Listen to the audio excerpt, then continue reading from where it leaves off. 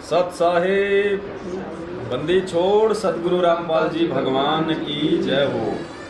सत साहिब भाई और बहनों, आज दिनांक 25 जून 2022 को हम हरियाणा के फरीदाबाद में हमारी बहन है जिन्होंने परमात्मा से उपदेश ले रखा है, कांता दासी है। फरीदाबाद के नहर पार बुडेना गांव है, नहर पार बुडेना गांव में यहाँ पे आज सतगुरु रामपाल जी भगवान को हलवाराम का भोग लगा है, भंडारे का भोग लगा है। काफ़ी संख्या में भाई बहन आए हुए हैं, बैठ के हम परमात्मा की चर्चा कर रहे हैं। तो यहाँ उनकी सासू माँ है बहन कांता दासी की, लगभग 85 से 90 के बीच में इनकी उम्र है और ये संकल्प नाम उपदेशी हैं। इनको समझाई गई सारी बातें, परमात्मा जी का सत्संग बताया गया, इनके समझ में आया और इन्होंने कहा कि नाम तो मैं गुरु जी आएंगे तभी लूँगी और मैं भक्ति कैसे करूं, मेरे को वो बता दो बस। तो बहन ने इनको संकल्प के बारे में बताया, फिर इनको संकल्प उपदेश दिलाया परमात्मा के दरबार के आगे। और माता जी 90 साल की उम्र में संकल्प दीक्षा लेके, पहले इनको ढंग से सुनाई भी नहीं देता था, अब तो परमात्मा के सत्संग भी अच्छे से सुनने लगी है। 90 की नहीं हूँ बेटा, हाँ 80 की होंगी, 80 के आसपास।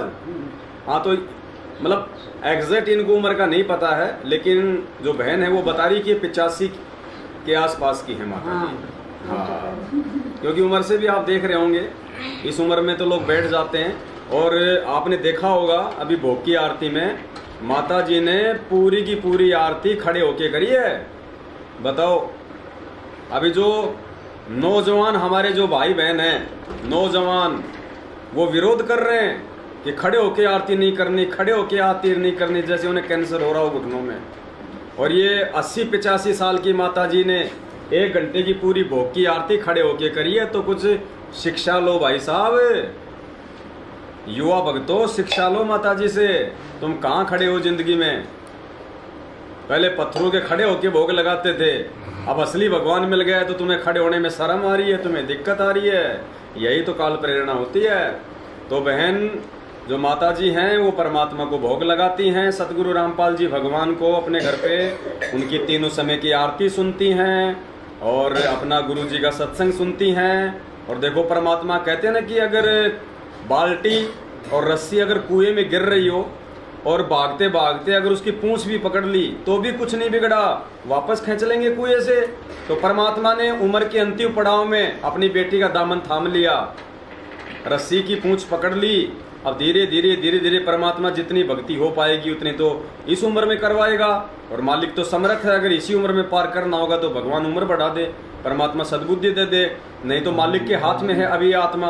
क्योंकि जिसको सतगुरु रामपाल जी भगवान ने एक बार पकड़ लिया फिर वो आत्मा उनकी हो जाती है। अब अगली बार मालिक चाहेगा तो बहन को तुरंत मानव जन्म देके किसी अच्छे घर में, और जन्म लेते सत्साई बोलना शुरू कर देगी और परमात्मा दे के अपना सतभक्ति मंत्र पार कर देगा। तो ऐसे दयालु परमात्मा है ये सतगुरु रामपाल जी भगवान। लेकिन ये दयालु परमात्मा दयालुता उसी आत्मा के साथ में दिखाता है जो उन्हें परमात्मा के रूप में स्वीकार करती है, और जो उन्हें खाली अपना गुरु मान लेती है, एक आम व्यक्ति मान लेती है, खाली एक संत मान लेती है। तो फिर गरीबदास जी महाराज जी की वाणी है ही कि गुरु मानुष कर जानते ते नर कहिए अंध, ओवे दुखी संसार में आ गए यम के फंद।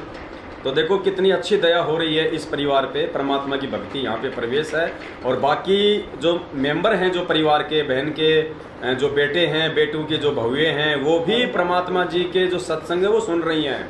और वो कह रहे हैं कि जैसे हमें समझ में आ जाएगा ये मार्ग, इनका कोई विरोध नहीं है, यहाँ पे कोई विरोध नहीं है, अच्छे से भक्ति हो रही है। जैसे ही उनको ये मार्ग समझ में आ जाएगा परमात्मा का, तो वो आत्माएं भी परमात्मा से संकल्प दीक्षा लेके, या जैसे पूज्य गुरुदेव जी आने वाले समय में बाहर आएंगे तो मालिक से नाम उपदेश लेके वो भी भक्ति मार्ग से जुड़ जाएंगी। तो पुण्यात्माओं, जो भगत भाई बहन अपने पूज्य गुरुदेव जी को भगवान मान के अपने घर पे भोग नहीं लगा रहे हैं, सतलोक आश्रम मैनेजमेंट हरियाणा के डर से, उनके भय से, या अपनी नासमझी और अज्ञानता के चलते, ऐसे भगत भाई बहनों को हमारी इंद्रमती माता जी से शिक्षा लेनी चाहिए। पुण्यात्मा, तब कहीं जाके भगवान मिलता है। ऐसे ड्रामेबाजी करने से, देखा देखी में चलने से, भेड़ चाल में चलने से परमात्मा नहीं मिलता। हमने गुरु और भगवान दोनों को एक करना पड़ेगा। जब तक हम इनको दो समझ के चलेंगे तब तक हम तो दोजक की भक्ति कर रहे हैं, हम सतलोक की भक्ति नहीं कर रहे। जब तक हम गुरु और परमात्मा को दो मानेंगे तो मालिक कहते हैं गुरु और गोविंद दो नहीं भाई, और जो दो समझेगा वो दोजक में जाएगी, वो नरक में जाएगा। तो देखो बहन तो दाढ़ी मूछ वाली फोटो को जानती भी नहीं, देखा भी नहीं बहन ने, तो इन्होंने तो सिर्फ अपने सतगुरु रामपाल जी भगवान को देखा है, उन्हीं को भोग लगाती है, उन्हीं की आरती करती है, उन्हीं की भक्ति करती है, वो ही इनको पार करेंगे।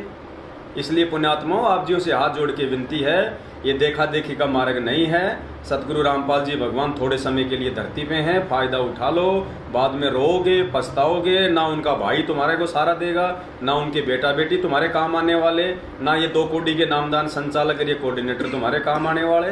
काम आने वाला जो है उससे तो तुम दूरी बनाए बैठे हो हैं। मालिक कहते हैं ना कि चेतन सेती ओलना और जड़ सेती वो प्यार प्रेम, कि जो जड़ है, जो पत्थर है, जो मूर्त है, जो फोटो है, उससे तो तुम प्रेम लगा रहे हो, उससे तो तुम प्रीति दिखा रहे हो, और चेतन सेती तुम ओलने कर रहे हो। जो चेतन है, जो वर्तमान में धरती पे प्रकट है, उससे तुम घूंघट निकाल के बैठे हो। कैसे बात बनेगी भाई? तो माता जी से शिक्षा लो और अपने अपने घरों पे इस मैनेजमेंट का भय छोड़ के ज्ञान आधार से रोज नहीं तो कम से कम सप्ताह में थोड़ा सा हलवाराम बना के देसी घी में सतगुरु रामपाल जी भगवान को भोग की आरती के साथ में भोग लगाओ, उनको प्रसन्न करो। भगवान प्रसन्न है तो सब कुछ बल्ले बल्ले है, नहीं तो फिर थल्ले थल्ले है। सत साहेब बंदी छोड़ सतगुरु रामपाल जी की जय हो। सत साहेब।